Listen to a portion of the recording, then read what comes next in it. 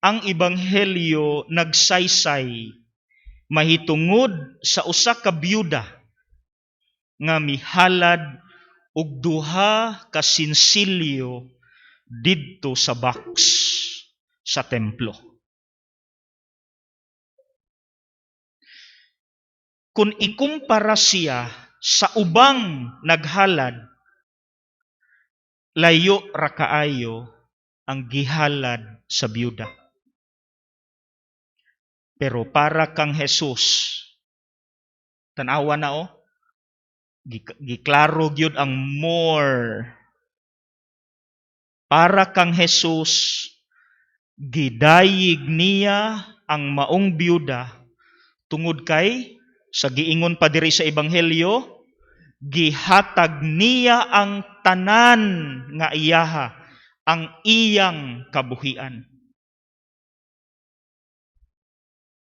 Mas bililhon ang halad ni ining byuda kay naghatag gyud siya gikan sa iyang kakabus. Samtang ang kadaghanan nga naghatag pod pero naghatag lang sa ilang sobra. Para kang Jesus, ang mga hinalad sa mga kining iyang gisaway nga mga magtutudlo sa balaod diri sa ebanghelyo, walay bili. Walay bili, walay pulos. Tungod kay sila mga tigpakaaron ingnon ug ang ilang intensyon dautan. Kabulumoon sa ilang intensyon, sa ilang pagtabang, pagpakita sa public nga sila nagampo ug nagtabang aron lang magpasikat. So katong hinalad, the intention manggod of the magtutudlo sa balaod is dautan. Maunang alang kang Jesus, walay bili ang ilang mga hinalad. Now karon, ato nang palaluman. Atong i-check. Let us check the details sa ebanghelyo. Now una, what do you notice? Wala ba mo kabantay nga si Jesus grabe makabantay sa detalye sa iyang palibot? Asa may atong pruweba nganong kabaluman si Jesus nga duha ka buok sinsilyo ang gihatag, ang gihalad sa byuda. Small detail ra na bisan siguro gani no kita. Wala ta kabantay ana. Pero dako kay nagmensahe later, ako nang ipasabot. Wala mo naka-notice? Nganong kabaluman si Jesus nga duha gyud ka buok ang gihalad. That is very important. I-explain ta na unya. Okay? Duha. Nga layo-layo man siya. Gawas ki siguro ni duol siya. Ug iyag yung gitan-aw ang ay sa ablesa na imkamot. Duha ka buok. Siguro makaingon ta kabalo siyang duha kay iyag yung gitan-aw. Pero Jesus was watching from a distance. That's the first detail. Okay?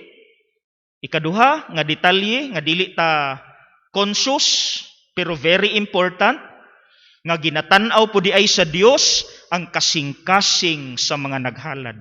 Grabe iyang mata no. Lupig ang mga marites diri sa Pilipinas sa mata ni Kristo. Kabalo mong marites, mga libakira.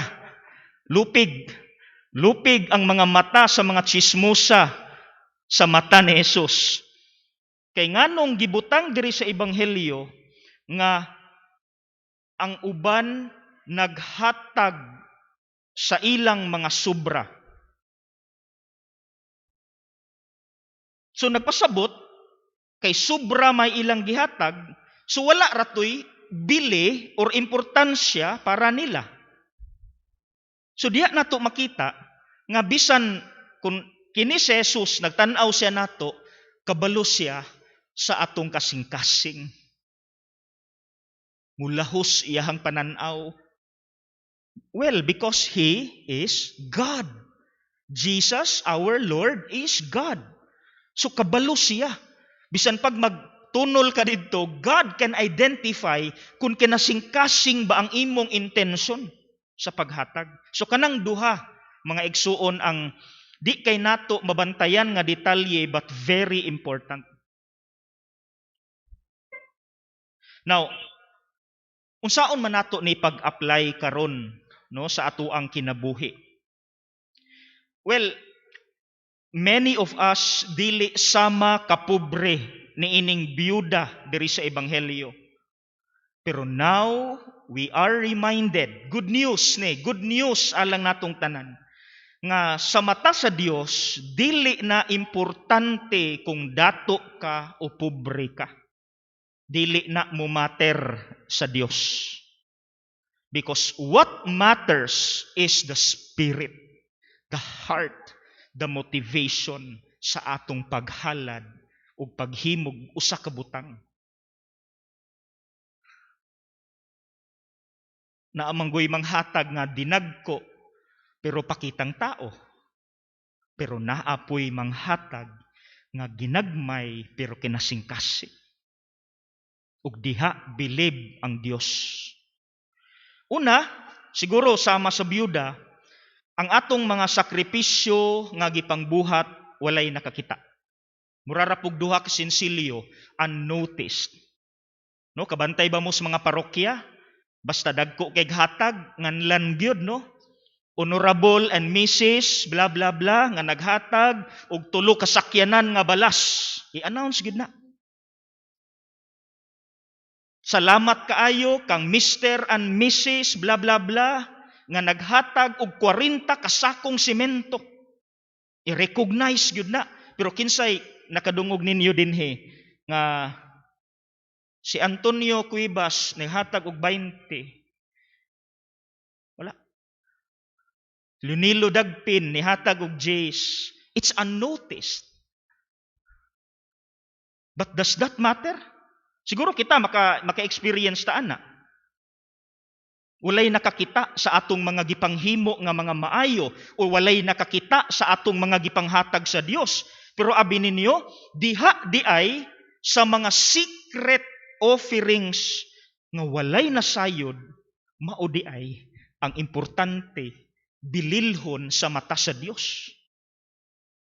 So kanang mga inadlaw-adlaw nato nga mga gipangbuhat, kung ikaw minyo, kung nagmatinud-anon ka pirmi sa imong kapikas, wala ka nangabit, then that's it.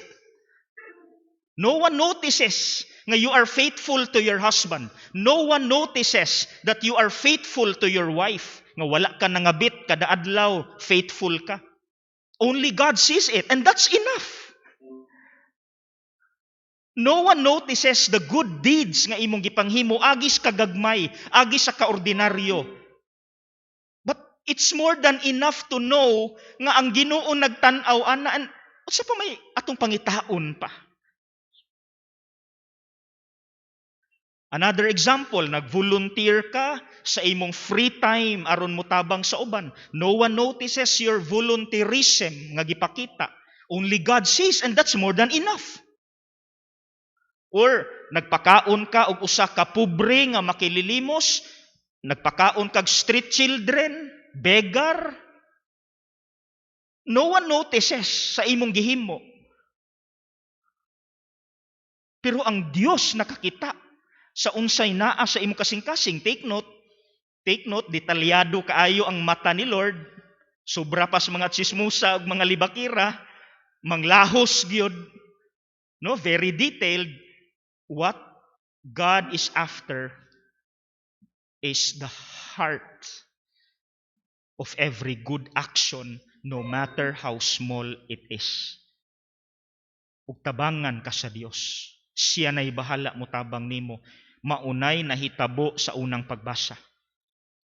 Lamias unang pagbasa, oy. Makadasig kaayo. Atong i-review ha. Grabe no? Basta you give from your heart, ilabi na kanang gihatag nimo ang tanan bisan nasakitan na ka, no, kay wala na imuha, God will provide. Unsay nahitabo sa atong first reading? Adunay usa ka byuda ug iyang anak. During that time, adunay famine, kanang kagutom or El Nino, for example, nga apikig yung pagkaon. No, naay famine, hulaw, no? Now, si propeta Elias niadto sa balay sa byuda ug sa iyang anak. Nangayo siyag tubig, nangayo siyag pan. Sus karon kay ang harina ug ang lana, ang oil, good for two na lang mangyud, para na lang mangyud sa iyang anak. Then you know what? Luoy biya gyud ang kahimtang sa mga byuda sa panahon sa Bible, kanang sa biblical time. Sa panahon ni Jesus, even in the Old Testament. Di pareha karon ang byuda, mura na wala. Pero during Jesus' time, even long before, no, kanang mabasa ninyo sa Old Testament, sa New Testament, luoy ang kahimtang sa mga byuda. They were considered the poorest, one of the poorest citizens sa usa ka lugar. Kung byuda ka, pobre ka sa tanang pobre. So, just imagine, kanina lang, usa ka kumkum nga harina na lang, good for me and my child. Pero kay nangayo man ka, ako ning lutuon. And unsay milagro, nang limbawt akong balhibo. Pagtan-aw sa jar, puno ang harina ug ang lana.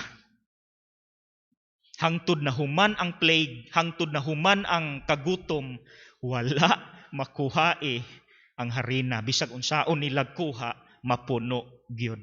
That is how God gives. Sa usa ka tawo nga gihatag ang tanan, bisan usik, sayang, kay para na lang unta ni nako. Kanina lay nabilin para nako, pero imong gihatag, God will repay you. Pagkaninduta, good news kaayo mga igsoon. Dili siya believe kung unsa kadako ang kwarta o butang nga imong gihatag para niya, kung plastic ang imong intention. Ang makapabilib sa Dios mao ang kasing-kasing diha sa imong paghimo og butang, kasing-kasing diha sa imong paghatag.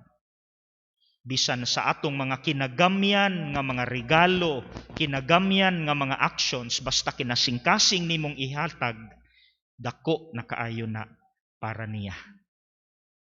Good news. Good news.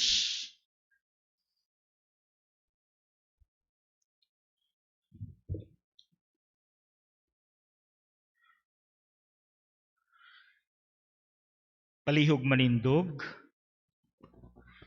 magdungan kita karon sa pagpadayag sa atong katolikong pagtuo. Kitang tanan, nagatuo ako sa usa ka Dios, ang Amahan, ang makagagahom sa tanan, magbubuhat sa langit ug sa yuta, ug sa tanang mga makita ug dili makita. Nagatuo kami sa usa ka Ginoo, sa Jesu-Kristo ang bugtong anak sa Dios, gianak sa Amahan sa wala pay katuigan, Dios gikan sa Dios, kahayag gikan sa kahayag, matuod nga Dios gikan sa Dios nga matuod, gianak dili binuhat usag kinaiya sa Amahan, pinaagi kaniya nangahimo ang tanan, tungod kanatong mga tawo ug alang sa atong kaluwasan, mikanaog siya gikan sa langit, sa lalang sa Espiritu Santo, nahimo siya nga may lawas, gikan ni Maria nga ulay ug nahimong tawo. Tungod kanato, gilansang siya sa krus sa sugo ni Poncio Pilato. Naganto siya, namatay ug gilubong. Sa ikatulong adlaw, nabanhaw siya, aron matuman ang kasulatan. Misaka siya sa langit ug nagalingkod sa tuo sa Amahan. Mubalik siya nga mahimayaon, aron paghukom sa mga buhi ug sa mga minatay, ug ang iyang gingharian walay katapusan. Nagatuo kami sa Espiritu Santo, ang Ginoo ug ang maghahatag sa kinabuhi. Nagagikan siya sa Amahan ug sa Anak, dungan sa Amahan ug sa Anak, gisimba siya ug gihimaya, ug misulti pinaagi sa mga propeta. Nagatuo kami sa usa, santos, katoliko ug apostoliko nga simbahan. nagaila kami sa usa ka bunyag alang sa kapasayloan sa mga sala, nagapaabot kami sa pagkabanhaw sa mga minatay, ug sa kinabuhi sa umaabot nga kalibutan. Amen.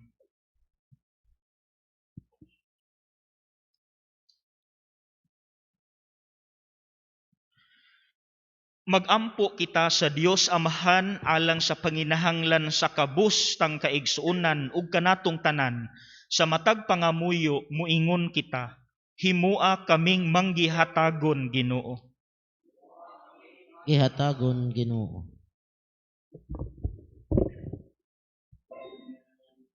Alang kang Francesco atong Papa, kang Severo atong Obispo, ug sa tanang kaparian, nga sa kanunay bansayo nila ang diwa sa pagkamanggihatagon ug pagkamalagaron. Magampo kita sa Ginoo. Himua kaming manggihatagon Ginoo.